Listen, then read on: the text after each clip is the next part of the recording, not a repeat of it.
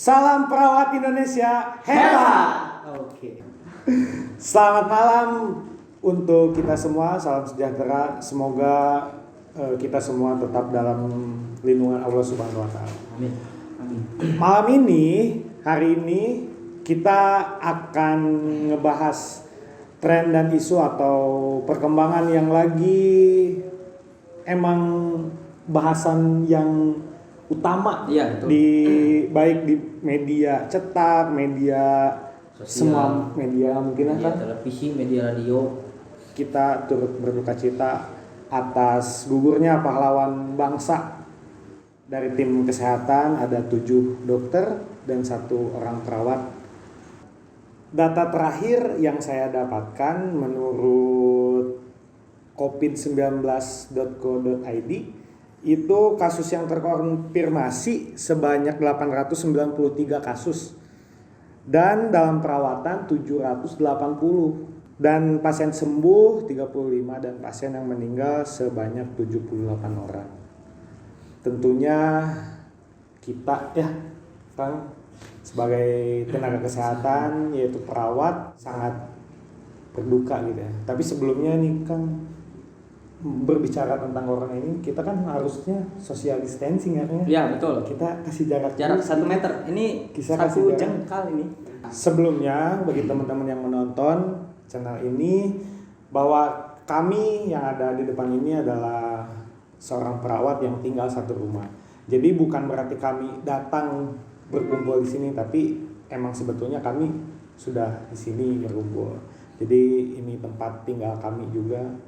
Kami perawat, mungkin bisa dibilang juga kami adalah orang dalam pengawasan. Mungkin seperti itu ya kan? Ngeri nggak sih kan? Ya ngeri juga sih ya. Iya, sangat. Nah, dari updatean tersebut ada salah satu teman kami, sahabat kami, Kang Arif, yang memiliki pengalaman nih. Bagaimana sih pengalaman Kang Arif? Pernah ngerujuk kan Kang ya? Ya pernah ngerujuk pasien orang dengan pengawasan. Pasiennya gimana kabar terakhir Kang? Ya jadi waktu pas saya ngerujuk 2 hari berikutnya ada data informasi dari rumah sakit rujukan katanya meninggal. Meninggalnya karena? Jadi belum ada terkonfirmasi sih, cuman pas ngerujuk itu memang dicurigai COVID dan memang mempunyai ada penyakit tambahan. Tanda dan gejalanya? Yang pertama yang tanda-tanda saya terlihat waktu pas ngerujuk, yang pertama ada demam, terus juga batuk-batuk. Dari hasil ronsennya itu ada bintik-bintik kan BP bilateral. Ada ronsennya BP bilateral, jadi menunjukkan bahwa memang si COVID itu udah mulai dari paru-paru itu ada bintik-bintik putihnya kalau dilihat dari rongsenan. Itu tanda-tandanya yang baru tampak waktu pas saya ngerujuk gitu Kang. Nah kan setelah kemarin Kang ngerujuk nih, tentunya dong harus memiliki persiapan khusus kan, dari mulai APD, sistem rujukan juga tidak mungkin sembarangan gitu kan. Bagaimana Kang bisa diceritakan awal bagaimana sih proses merujuk pasien itu gitu? Mungkin teman-teman untuk perawat mungkin udah mengetahui bagaimana caranya merujuk pasien dengan dicurigai COVID ini.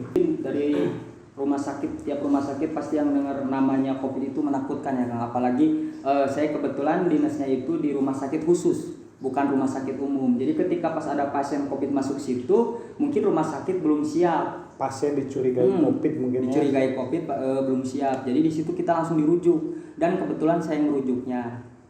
Yang saya tahu mungkin merujuk itu, apalagi dengan kata merujuk, kita itu harus siap dengan APD dan cara sistem rujuknya itu harus benar. Dokter dan perawat mungkin harus ikut di dalam ambulan itu, tetapi mungkin karena kondisi pasiennya baik-baik saja atau apapun itu alasannya, jadi saya sendiri berangkat ke sana. Mungkin dari segi APD juga ya kan, yang APD. Dalam hal ini belakangan ini udah semakin sulit gitu. Sulit sekali. Untuk kita dapatkan, sehingga Kang Arif itu merujuk pasien dengan sendiri. Iya, sendiri. Pakai mobil ambulans sendiri juga nggak? Enggak, sama supirnya. Iya, pakai mobil ambulansnya juga. Oh enggak ya? Iya. Enggak. Jadi dirujuk ke rumah sakit rujukan dengan kondisi pasien yang CM sadar penuh gitu kan, cuman menunjukkan tanda dan gejala disertai dengan diagnosa tambahan yaitu trombositopenia. Gimana Kang hasilnya? Apakah gimana sih ngerujuknya gimana? Ya kesan pesannya mungkin walaupun saya tenaga kesehatan mungkin rasa khawatir tertular ada gitu. Cuman untuk kalian yang tenaga kesehatan terlalu berlebihan takut juga jangan. Karena kan memang kita adalah tenaga kesehatan garda terdepan untuk menghadapi virus ini. Cuman dari saya pribadi ketika saat merujuk, pikiran saya mungkin APD kebersihan itu harus betul-betul ditanamkan dalam diri saya gitu. Walaupun saya merujuk ke rumah sakit rujukan, berarti kan mungkin virus yang di rumah sakit rujukan lebih banyak gitu. Tapi alhamdulillah mungkin sampai saat ini saya baik-baik aja. Ya, jadi alhamdulillah. Iya. Dan kabar terakhir bahwa pasien tersebut meninggal. Tapi belum terkonfirmasi apakah pasien itu COVID atau tidak seperti itu. Iya, seperti itu. Jadi cukup menegangkan sih kalau menurut saya. Iya, sangat. Saya juga kalau di posisi Akang mungkin akan berpikiran seperti itu. Ya. Baik Kang, tadi Kang Arif sudah menjelaskan ya bagaimana pengalaman dia nih mengerujuk pasien yang diduga atau pasien dengan pengawasan ke rumah sakit rujukannya, dan bisa kalian ambil intinya. Jadi walaupun kita ada di garda terdepan, yang pertama harus diperhatikan yaitu alat pelindung diri, karena prinsipnya kita sebagai penolong yang harus memprotek diri terlebih dahulu gitu. Bagaimana caranya? Saya percaya bahwa perawat Indonesia adalah perawat yang kreatif dan profesional. Bagaimanapun caranya, baik, yang penting prinsipnya sama gitu. Safety buat kita, baik itu pakai jas hujan, bisa itu pakai kacamata yang ketutup lah gitu istilahnya. Kreatif. Karena kan ya APD yang mulai. Masalahnya mah intinya mah APD sih. Iya, APD. Ya setelah yang selanjutnya yaitu saya mau tanya nih Kang Arif, Kang Bono, gimana sih perasaan kalian selaku perawat yang benar-benar real ada di lapangan dengan wabah COVID ini, khususnya di Bandung nih. Bandung kan udah katanya, bukan katanya lagi, emang udah zona merah kan gitu. Banyak sekali kasus-kasus baru yang ditemukan. Yang terbaru ada jemaat gereja ya yang pesertanya 2.000 lah itu, dan banyak yang menjadi orang dalam pengawasan. Itu udah terkonfirmasi ya? Ya udah terkonfirmasi itu. Dan bahkan ada yang meninggal. Ada yang meninggal juga. Nah, bagaimana nih Kang perasaan Kang sebagai perawat ini ya? Ya jadi udah kayak ngerasa bangga banget ya.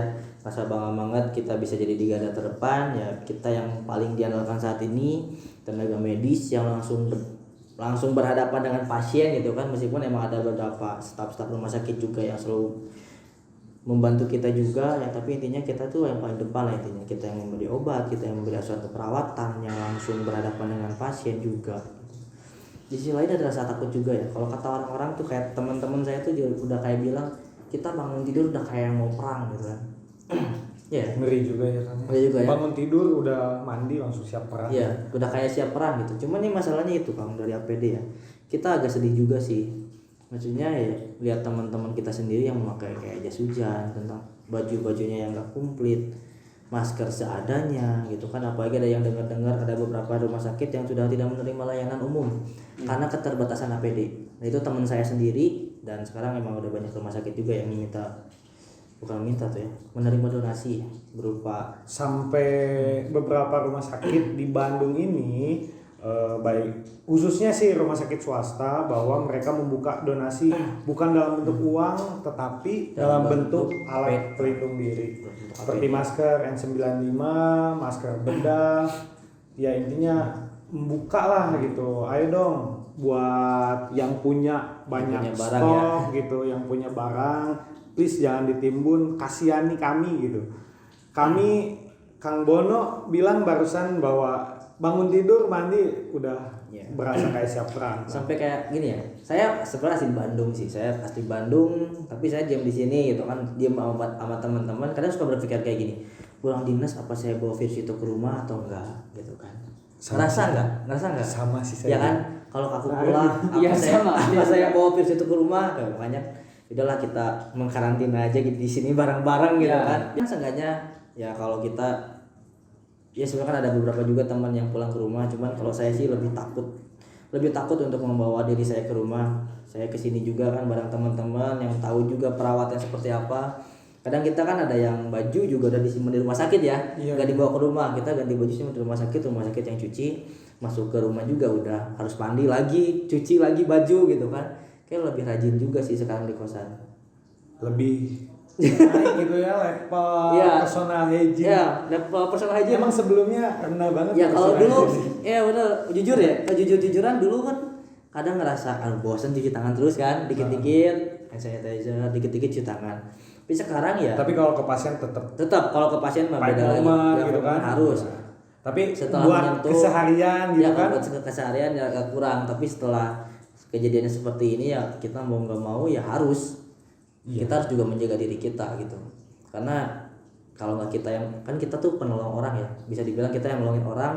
Kalau kita emang pengen menolong orang lebih banyak lagi, ya otomatis kita harus menjaga diri kita tuh lebih perfect lagi gitu, biar kita makin banyak buat nolong orang gitu. Jadi kan Kang Bono ini perawat khusus ya, hemodialisa gitu kan. Otomatis perawat hemodialisa akan ketemu dengan beberapa pasien yang menunjukkan tanda dan gejala yang hampir mirip. Kemungkinan ya itu ya. Pasien hemodialisa itu masalahnya kelebihan cairan, otomatis pasien sesek. Kadang-kadang ada pasien demam. Nah, infeksi ya. Gimana nih? Nah itu kan justru yang sekarang kita di tempat saya kerja tuh makin jadi parno ya. Mungkin ada satu mungkin atau beberapa kebijakan yang menerapkan untuk pencegahan gitu. Ya, kalau klinik seperti apa sih? Kan kalau dulu kadang ya kalau ada yang emang kayak udim paru, ada pasien infeksi, kadang masih sama ya satu bed. Tapi kalau sekarang kita emang udah memposisikan diri bahwa kalau ada yang datang pasien sesak, apalagi dengan ada demam, kita langsung isolasi. Kita udah nyiapin satu ruang isolasi gitu. Jadi dipisahkan karena kita juga nggak tahu kan mereka di rumahnya seperti apa. Mungkin sebelumnya juga di anamnesa terlebih dahulu dan riwayat perjalanan apakah itu ada. Kan. Cuman ya kita takutkan dengan kondisi seperti ini kan kita juga nggak tahu karena emang ada beberapa pasien COVID yang tidak merasa ada gejala kan, tiba-tiba positif aja. Nah gitu sekali. Makanya kan kita di masyarakat juga selalu mengedukasi kepada pasien karena gejala pasien sendiri yang kita pegang tuh hampir sama. Jadi ya intinya saya menjaga diri, kalau emang ada yang sedikit agak keluhan kita dipindahkan isolasi gitu. Terhadap pasiennya pun mungkin diberikan pendidikan kesehatan gitu ya. Diberikan edukasi lebih lah. Edukasi lebih. Yang kedua, perasaan saya selama dalam kondisi wabah kayak gini, yang kedua bangga kan?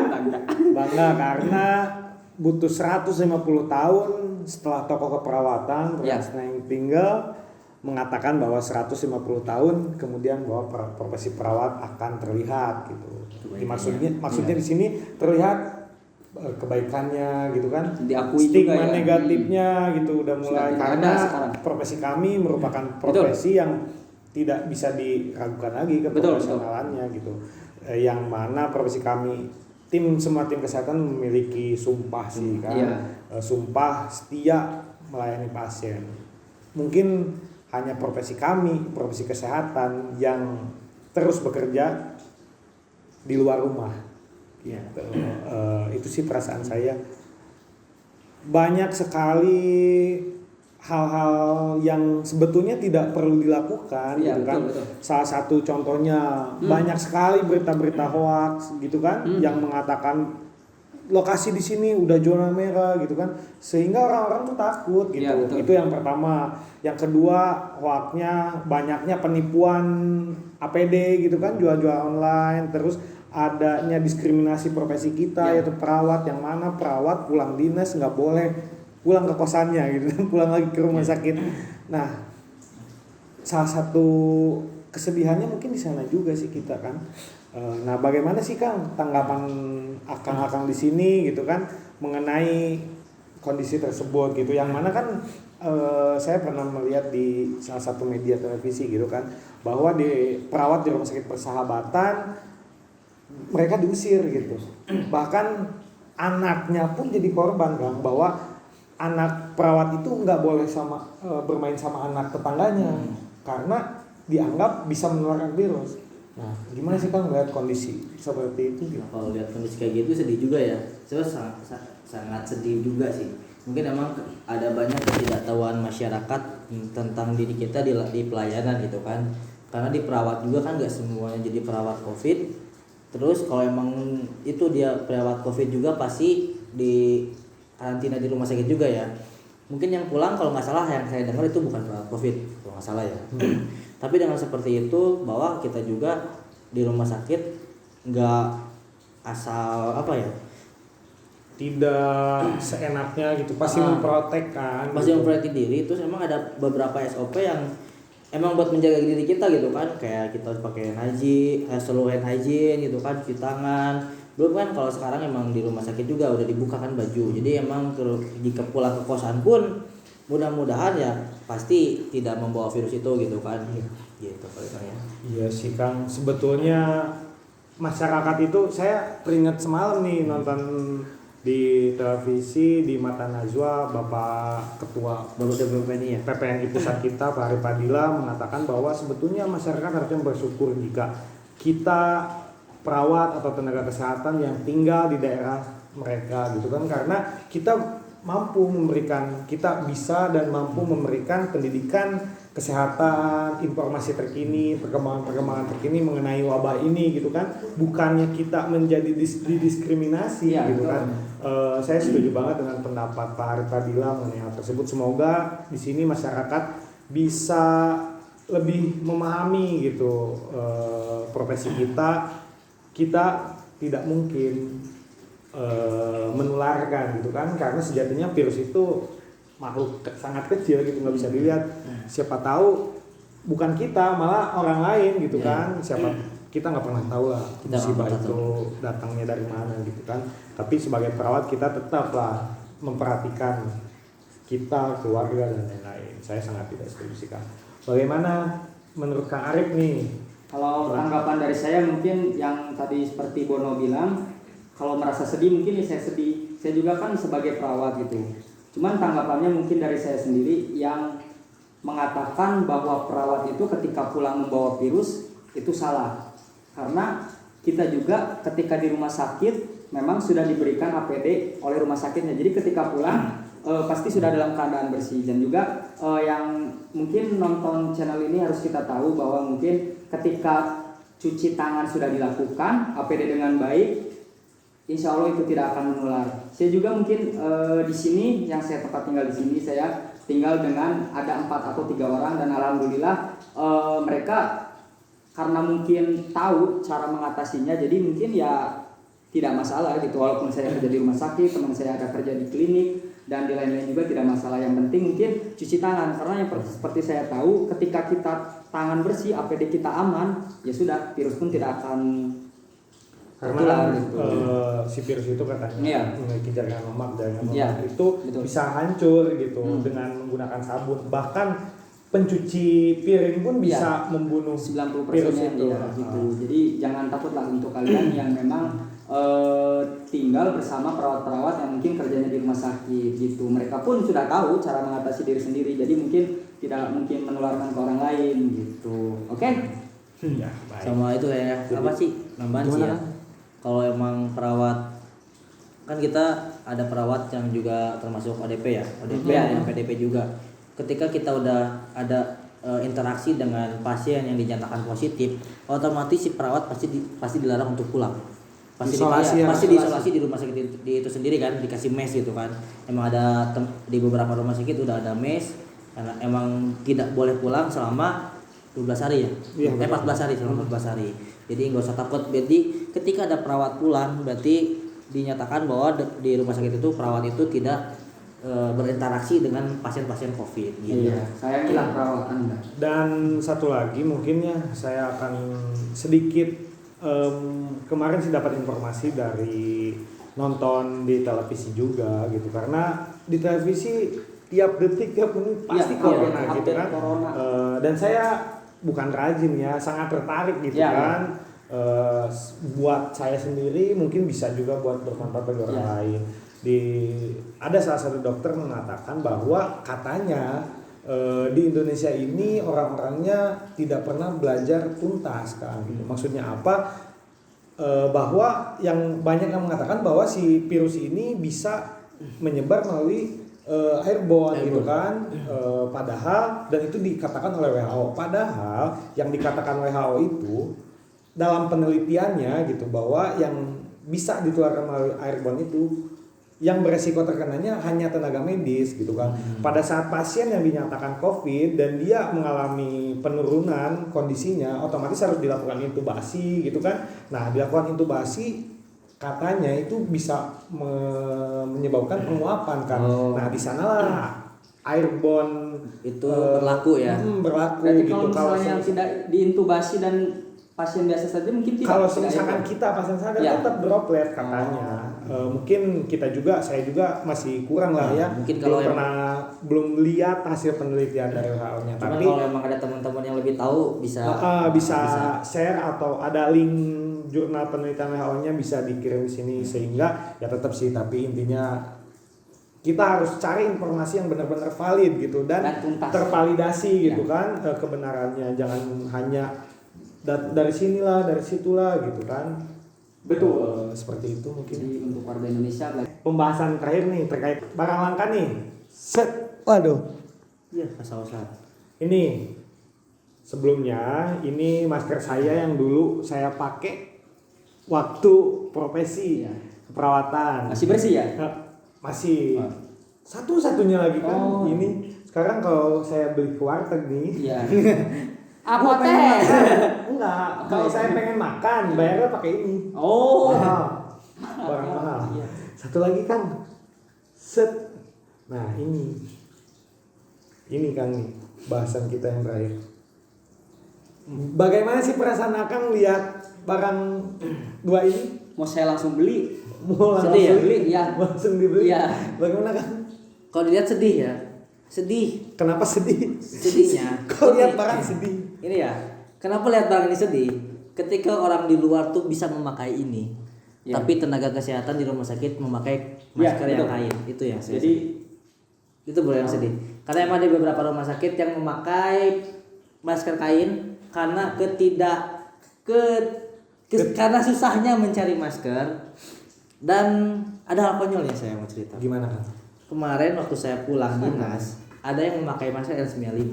Terus dia pakai hand glove, pakai motor. Ibu-ibu guys. Iya. Ibu guys. Ibu-ibu.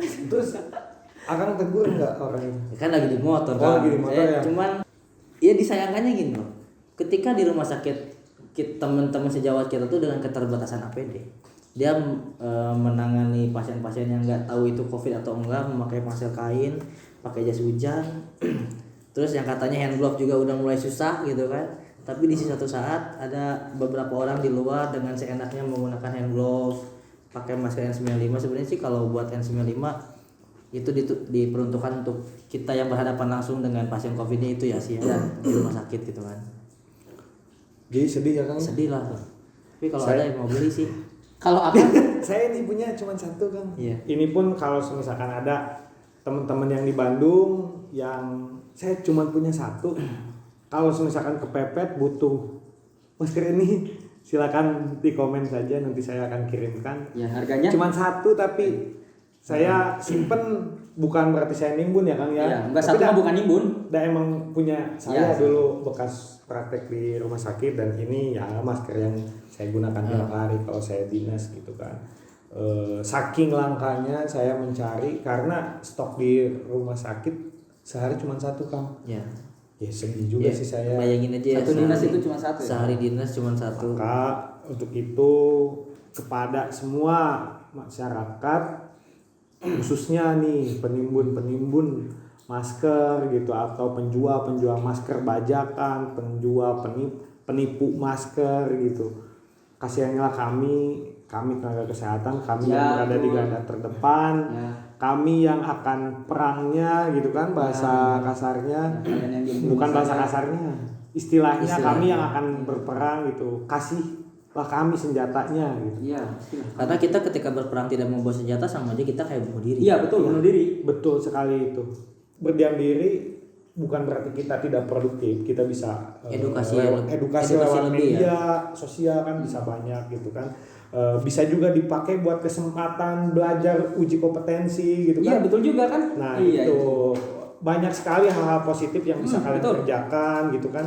Banyak telaah jurnal, mungkin banyak tugas-tugas yang menuntut kalian untuk bekerja lebih ekstra gitu kan di rumah seperti itu. Untuk para dosen, keperawatan mungkin lebih dikuatkan lagi kuotanya karena kan perkuliahan semuanya online kan gitu kan. Semoga orang tuanya tetap diberikan kelancaran gitu Rezekinya ya. amin rezekinya.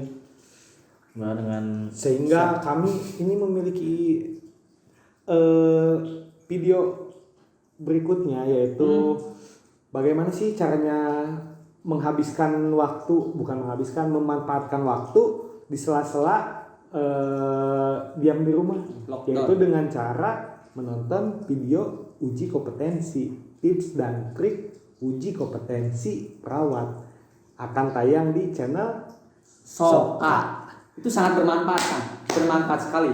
Mungkin hanya segini ya diskusi kami malam ini. Semoga Akang tetap diberikan kesehatan. Amin. Semua tenaga kesehatan diberikan kesehatan, kekuatan. Semoga semua masyarakat Indonesia. Mungkin saya tutup, saya sama Isa Pauji. Saya Arif Alfian. saya Muhammad Abdullah Islam. Salam perawat Indonesia Hebat.